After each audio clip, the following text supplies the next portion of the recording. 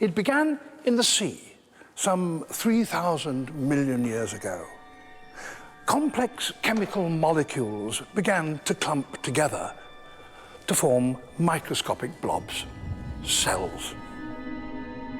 These were the seeds from which the tree of life developed. They were able to split, replicating themselves as bacteria do. And as time passed, they diversified into different groups. Some remained attached to one another so that they formed chains. We know them today as algae. Others formed hollow balls which collapsed upon themselves, creating a body with an internal cavity. They were the first multi-celled organisms. Sponges are their direct descendants.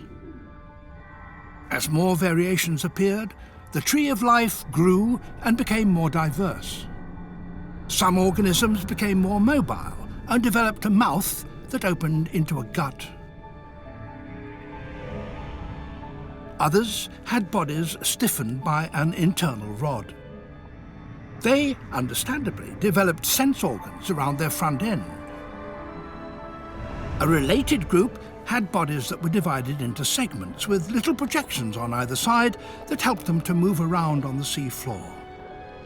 Some of these segmented creatures developed hard protective skins which gave their bodies some rigidity.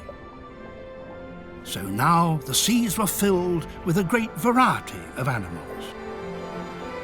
And then, around 450 million years ago, some of these armoured creatures crawled up out of the water and ventured onto land.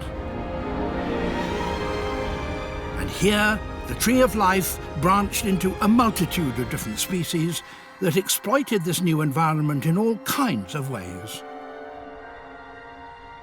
One group of them developed elongated flaps on their backs, which over many generations eventually developed into wings. The insects had arrived.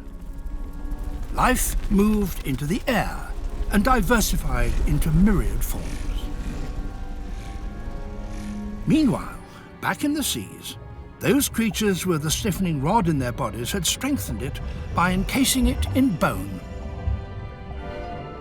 A skull developed with a hinged jaw that could grab and hold on to prey. They grew bigger and developed fins equipped with muscles that enabled them to swim with speed and power. So fish now dominated the waters of the world. One group of them developed the ability to gulp air from the water surface.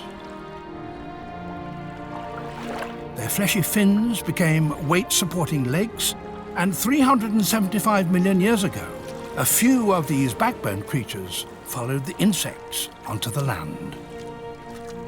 They were amphibians with wet skins, and they had to return to water to lay their eggs. But some of their descendants evolved dry, scaly skins and broke their link with water by laying eggs with watertight shells. These creatures, the reptiles, were the ancestors of today's tortoises, snakes, lizards, and crocodiles. And of course, they included the group that, back then, came to dominate the land, the dinosaurs. But 65 million years ago, a great disaster overtook the Earth.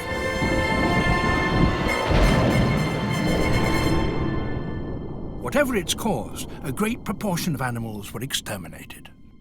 All the dinosaurs disappeared except for one branch, whose scales had become modified into feathers. They were the birds. While they spread through the skies, a small, seemingly insignificant group of survivors began to increase in numbers on the ground beneath. These creatures differed from their competitors in that their bodies were warm and insulated with coats of fur. They were the first mammals. With much of the land left vacant after the Great Catastrophe, they now had their chance. Their warm, insulated bodies enabled them to be active at all times, at night as well as during the day, and in all places, from the Arctic to the tropics, in water as well as on land, on grassy plains and up in the trees.